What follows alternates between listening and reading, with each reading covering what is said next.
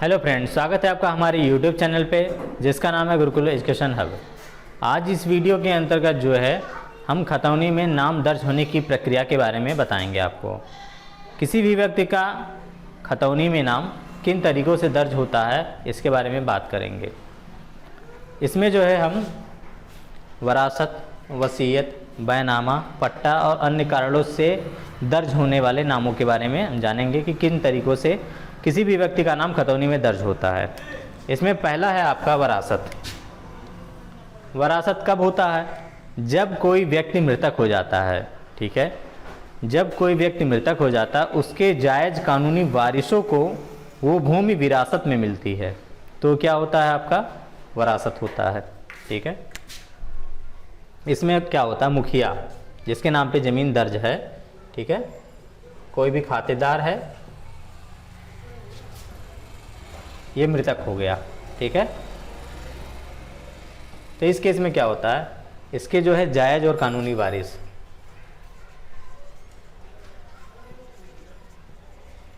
कानूनी वारिस इनको जो है मिलता है। और ये जो प्रक्रिया है उत्तर प्रदेश राज्य संहिता की धारा 33, ठीक है, के अंतर्गत ये वर्णित है। इसमें दो होता है आपका, विवादित वरासत और अविवादित वरासत। विवादित वरासत वो विरासत होती है जिसमें कोई विवाद उत्पन्न हो जाता है, किसी को ऑब्जेक्शन हो जाती है, तो इसमें जो है धारा 33(1), ठीक है, 33(1) जब होगा ये क्या हो गया? अविवादित वरासत, यानी किसी प्रकार की कोई आपत्ति नहीं है। और धारा 33(2) ये क्या होगा? विवादित विरासत। सामान्यतः जो है अगर कोई व्यक्ति मृतक हुआ है तो उसके बच्चों को मिलने वाला, उसके पुत्र पुत्री पत्नी को मिलने वाली जो जायदाद होती है वो जो है आपका अविवादित वरासत में आती है। उससे भिन्न अगर कोई होता है, ठीक है, तो उसमें अगर प्रॉब्लम्स क्रिएट होती है, कोई दिक्कत सामना करना पड़ता है, तो धारा 33(2) के अंतर्गत तहसीलदार कोर्ट में होता है। इसके बारे में डिटेल वीडियो चैनल पे उपलब्ध है, आप देख लीजिएगा। दूसरा आपका है वसीयत। ठीक है, दूसरा वसीयत है। तो वसीयत भी हमारा जो है दो होता है। ठीक है, वसीयत दो कौन से होते हैं? एक हमारा हो जाएगा पंजीकृत और दूसरा अपंजीकृत। ठीक है, पंजीकृत और दूसरा है अपंजीकृत। ठीक है, इसे रजिस्टर्ड वसीयत बोलते हैं और ये अरजिस्टर्ड वसीयत है। तो रजिस्टर्ड, ये अनरजिस्टर्ड वसीयत है और रजिस्टर्ड। रजिस्टर्ड वसीयत में होता क्या है कि जो भी व्यक्ति अपनी ज़मीन को, अपनी जायदाद को जो है किसी स्पेसिफिक व्यक्ति के पास, किसी खास व्यक्ति को देना चाहता है, तो वह जो है रजिस्ट्रार कार्यालय में जाता है, ठीक है, जहाँ बैनामा होता है वहाँ पे जाता है और गवाही दे रहा है और उसके नाम से जो है वसीयतनामा एक लिख देता है जिसको वो देना चाहता है। इसमें दो गवाहों की ज़रूरत होती है। ठीक है, और रजिस्टर्ड वसीयत ही जो है मान्य होती है। और पंजीकृत वसीयत जो है इसमें प्रॉब्लम्स क्रिएट हो सकती हैं और ये जो है आपका इनवैलिड हो सकता है। इसलिए जो है आपको जब भी नाम दर्ज कराना हो लीगली तो आप पंजीकृत वसीयत ही कराएं, इसमें जो है आपको परेशानी का सामना नहीं करना पड़ेगा। थर्ड ऑप्शन आता है आपका बैनामा का। बैनामा क्या होता है? बैनामे में जान लीजिए कि दो लोग होते हैं, एक क्रेता होता है, एक विक्रेता होता है। एक क्रेता हो गया, एक विक्रेता। अब देखिए, विक्रेता वो होता है जो ज़मीन को बेचता है और क्रेता वो होता है ज़मीन को खरीदने वाला। ठीक है, ये ज़मीन को क्या करता है? विक्रेता बेचता है और ये ज़मीन को खरीदता है। अब उसके बाद जो है ये ज़मीन का जब क्रय विक्रय होता है, ये रजिस्ट्रार कार्यालय में होता है, वहाँ पे जा कर के जो है अपना निर्धारित स्टाम्प शुल्क, ठीक है, उस भूमि का जो भी सर्किल रेट के हिसाब से निर्धारित मूल्यांकन होता है उसका जो है शुल्क आपका दिया जाता है। उसके आधार पे स्टाम्प कलेक्ट होता है और स्टाम्प पे ही जो है दस्तावेज पूरा जो है बयान लिखा जाता है कि जो है ये विक्रेता ने अपनी ज़मीन को बेच दिया क्रेता को। उसमें जो है गाटा संख्या लिखा रहता है, ठीक है, गाटा संख्या, और उसमें क्षेत्रफल भी लिखा होता है। क्षेत्रफल ये होता है कि वो कितना हिस्सा बेच रहा है, जिस भी व्यक्ति को उसने ज़मीन दी है वो कितना हिस्सा बेच रहा है उसका विवरण होता है। और एक होता है इसमें सजरा, वो होता है चौहद्दी। ठीक है, गाटा संख्या, क्षेत्रफल, चौहद्दी, ये तीन जो है इसमें मेन इंपॉर्टेंट रोल प्ले करते हैं। गाटा संख्या के हिसाब से आप ज़मीन की लोकेशन जान सकते हैं। चौहद्दी जो है उसकी एग्जैक्ट लोकेशन बताती है कि उसके चारों तरफ कौन है, पूरा, पश्चिम, उत्तर, दक्षिण। इसका वीडियो जो है चैनल पे उपलब्ध है, आप चौहद्दी से रिलेटेड समझ सकते हैं। तो इसकी जो दाखिल खारिज होती है वो धारा 34 के अंतर्गत होती है।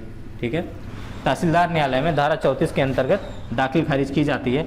दाखिल खारिज के उपरांत जो है विक्रेता का नाम हट जाता है खतौनी से और क्रेता का नाम चल जाता है। तो ये तीसरी प्रक्रिया जिसके अंतर्गत जो है व्यक्ति अपना नाम खतौनी में दर्ज करवाता है। चौथा है आपका पट्टा। पट्टा जो है आपका दो प्रकार का होता है।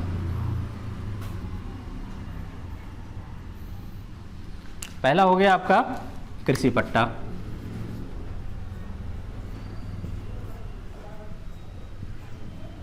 दूसरा हो गया आपका आवासीय पट्टा। ठीक है, कृषि पट्टा जो है वो पट्टा होता है, कृषि पट्टा, इसके अंतर्गत वो पट्टा होता है जब किसी भी भूमिहीन को या फिर वो व्यक्ति जिसके पास बहुत ही कम भूमि है उसको जो है कृषि करने के लिए कोई भी बंजर ज़मीन, नवीन पड़ती ज़मीन उसको जो है दे दी जाती है।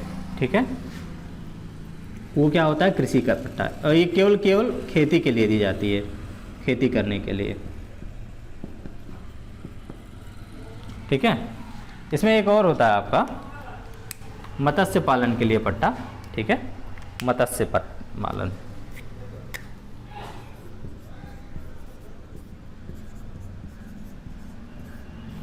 मत्स्य पालन मतलब ये हो गया तालाबों का हो गया, या फिर जो है आपका कोई ताल, तलैया, पोखरा, इन सब का जो है पट्टा होता है मछली पालन के लिए।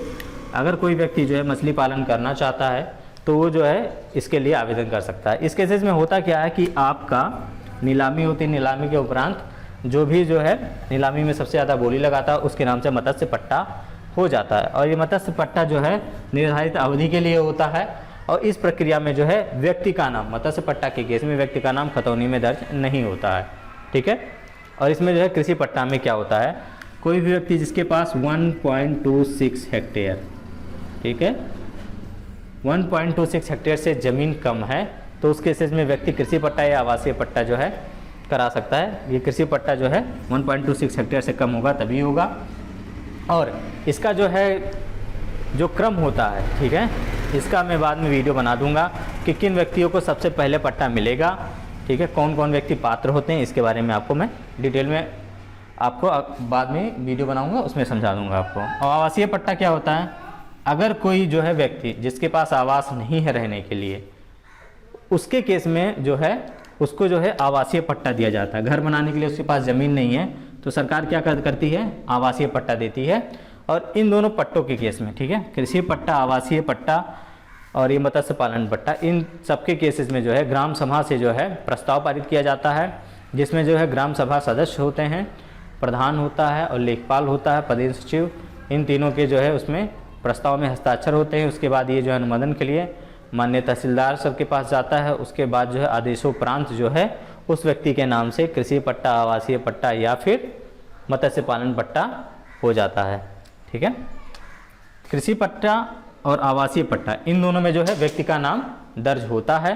और उसके बाद जो है तीसरा अन्य है। अन्य के केसेस में क्या होता है, किसी भी व्यक्ति को अन्य तरीक़ों से मिलना, या किसी सरकार की योजना है उसके अंतर्गत किसी व्यक्ति का नाम दर्ज हो गया तो अन्य तरीक़ों से जो दर्ज होता है वो इसके अंतर्गत आएगा। तो आपने जो है यहाँ पे देखा खतौनी में नाम दर्ज होने की प्रक्रियाओं के बारे में। इससे रिलेटेड कोई क्वेश्चन आपको पूछना हो तो आप कमेंट बॉक्स में ज़रूर कमेंट करिएगा। और मैं जो है आपको अपने टेलीग्राम चैनल का नीचे लिंक दे रहा हूँ, उसको ज़्यादा से ज़्यादा लोगों के पास शेयर करिए ताकि ज़्यादा से ज़्यादा लोग जो है उस चैनल के माध्यम से जुड़ें और अपनी प्रॉब्लम को जो है शेयर कर सकें। धन्यवाद दोस्तों।